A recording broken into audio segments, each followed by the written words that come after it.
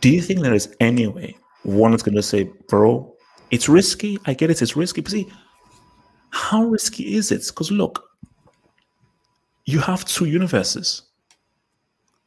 Yeah. DCEU is PG-13. It's for the kids, it's for everyone. This is totally different. So why can't you just make this flipping R-rated?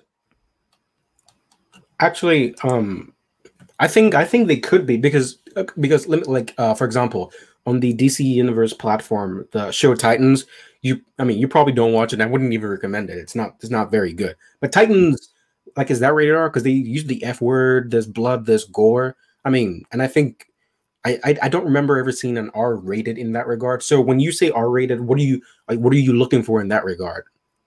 When you say R rated, is it the blood? Is it the brutal? Is it the word? No. Yeah, or like the content? For me, it's basically when you see that fight scene. Yeah. If you punch someone, you have to see blood. Okay. Yeah. So if you do damage to someone, you've got to see their arm break. Yeah. And if it's a gritty world, there has to be one or two F-bombs. Okay. So these are the things that sell that. See, this is what I've always said. There are two Batman films you can make, two types. One is PG-13, where it's about his gadgets, his gadgetry, his villains, the rogue gallery, and so forth, which is, I think, what you saw in BVS, where it's just much more about the coolness of Batman and the special abilities that he has. See, that's the kind of Batman that you would see in the Justice League. Yeah. This dude has no business in the Justice League.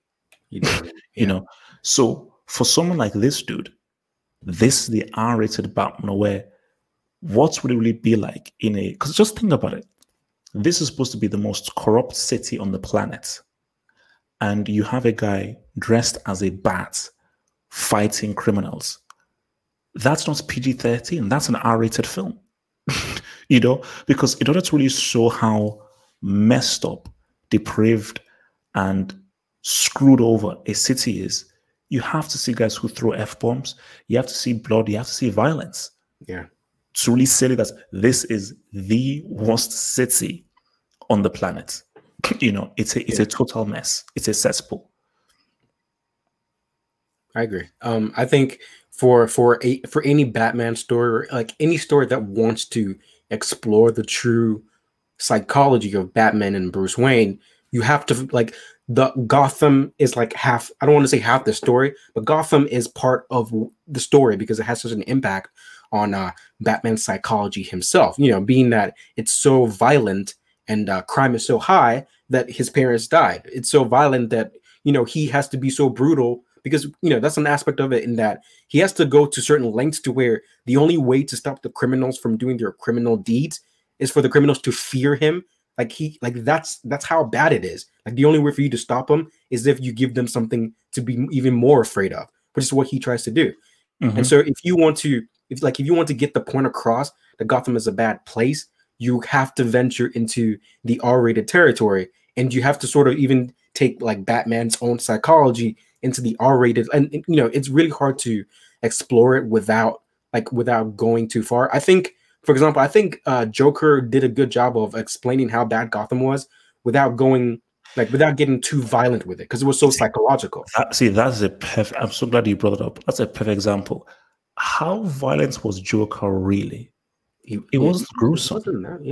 It wasn't overtly gruesome, but there were specific things thematically that they did that made you say, okay, this is R-rated. So it's made you believe how depraved and how messed up the city was. So you truly believed in the authenticity of this being a messed up city.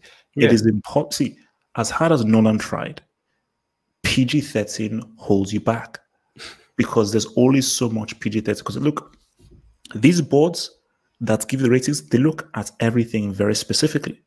Because you know that if they mess up, parents will be after them. So when you think it's a PG-13, that means they're looking at all the F-bombs, all the content, suggestive content, everything they're looking at to make sure that you get a PG-13 and so forth. So,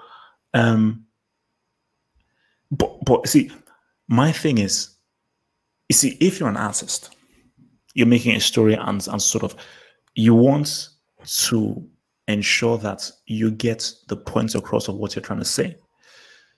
From this trailer, maybe I'm wrong, but from this trailer, I feel this film is trying to say this is a very dark, gritty world that he's in.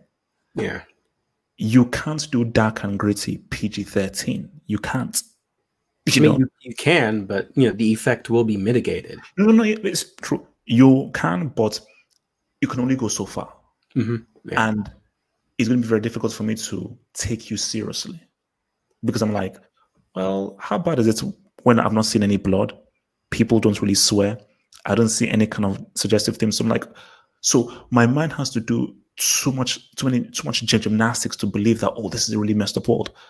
But if it's in a world where there are people who swear, there is blood, there's sexual suggestion and stuff, which is what happens in the real world, in a real messed up place. I'm like, I now believe in your authenticity, because you are showing things and depicting things that would happen realistically in a world that's like this, Yeah. Sorry, were you going to say something? No. Go. Yeah. Go. So yes, I think that it's for reasons like those. That's why I think whoever does the script has a lot of responsibility.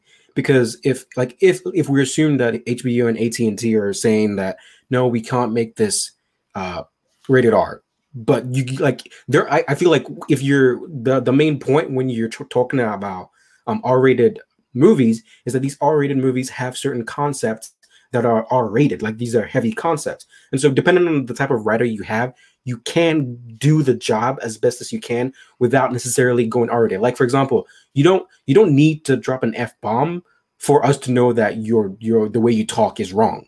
Like, you can write a character who's known to be to say bad things without letting them drop the F-bomb. Just like with the Joker, for example, what he did was, for example, there was trash lying everywhere around Gotham. Just by showing, and trash is not rated R, but just by showing you all the trash around, it gets you can tell that this place is dirty, and the big rats and stuff. And there are ways for you to walk around not being able to drop F-bombs and and things like that. Which is why I think the Joker is such a good movie, because how many F-bombs are in Joker? Not that much, and how many violent scenes? It's more of like the psychology of it is what they were scared of, because they're tackling such important things.